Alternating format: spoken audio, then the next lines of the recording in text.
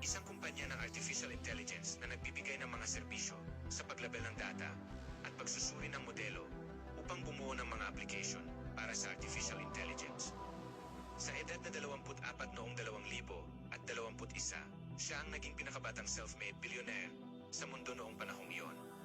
Tinantya ng Forbes ang kanyang netong halaga sa US$3.6 bilyon noong Abril 2025. Ipinanganak si Wang sa Los Alamos, New Mexico.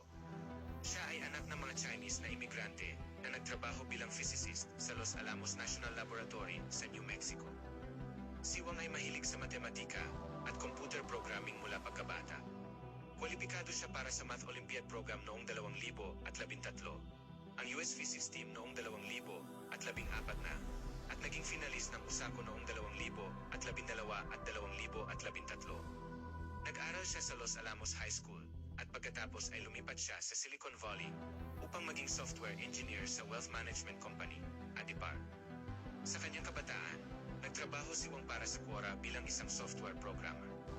Saglit siyang nag-aral sa Massachusetts Institute of Technology at nagkaroon ng stint bilang isang algorithm developer sa high-frequency trading firm na Hudson River Trading bago siya umalis sa co-found Scale AI noong 2016 na.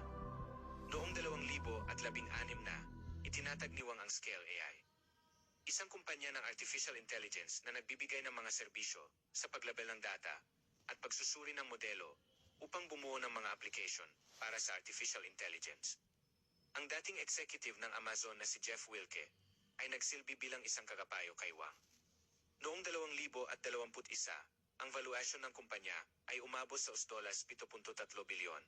Sa madaling sabi ay nagbigay kay Wang ng US$1 bilyon na netong halaga dahil siya ang nagmamay-ari ng 15% ng kumpanya.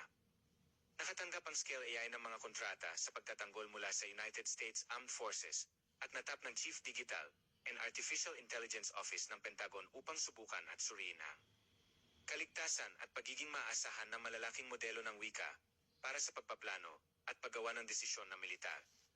Sumali si Wang sa board ng Expedia Group noong 2023. Noong Hulyo 2023, tumestigo si Wang sa harap ng pagdinig ng subcommittee ng House Armed Services na nagsasalita tungkol sa mga hamon at potensyal na solusyon na hinarap ng gobyerno ng US sa paggamit ng artificial intelligence. Noong Hunyo 2024, inanunsyo ni Wang na ang Scale AI ay nag-formalize ng isang merit, excellence, and intelligence hearing policy na nagsasabing, naniniwala kami na ang mga tao ay dapat hatulan ayon sa nilalaman ng kanilang karakter at, bilang mga kasamahan, ay huhusgahan din ng kanilang talento, kasanayan, at etika sa trabaho.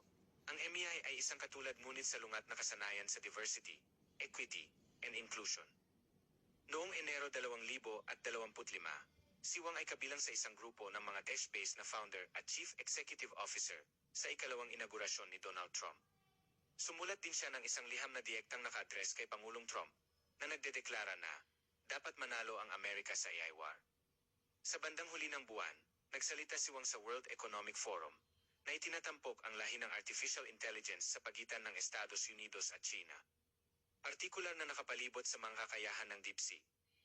Noong Pebrero 2025, nakipagpulong si Wang sa maraming pinuno ng mundo, kabilang ang punong ministro ng UK na si Keir Starmer, punong ministro ng India na si Narendra Modi, Pangulo ng France na si Emmanuel Macron, at tagapagsalita ng kapulungan ng mga kinatawan ng Estados Unidos na si Mike Johnson, na nangangasiwa din sa House Bipartisan Task Force on Artificial Intelligence, na nakikipag-usat sa kanila tungkol sa pandaigdigang kooperasyon na nakapalibot sa artificial intelligence. Noong Hunyo 2025, binili ng Meta Platforms ang 49% ng Scale AI at lumipat si Wang upang magtrabaho para sa Meta. Nanatili siya sa board ng Scale AI. Inihayag ng Meta na mamumuhunan ito ng $14.3 bilyon sa Scale AI, na pangangasiwaan ng isang dibisyong tinutukoy ng Meta bilang ang superintelligence lab nito.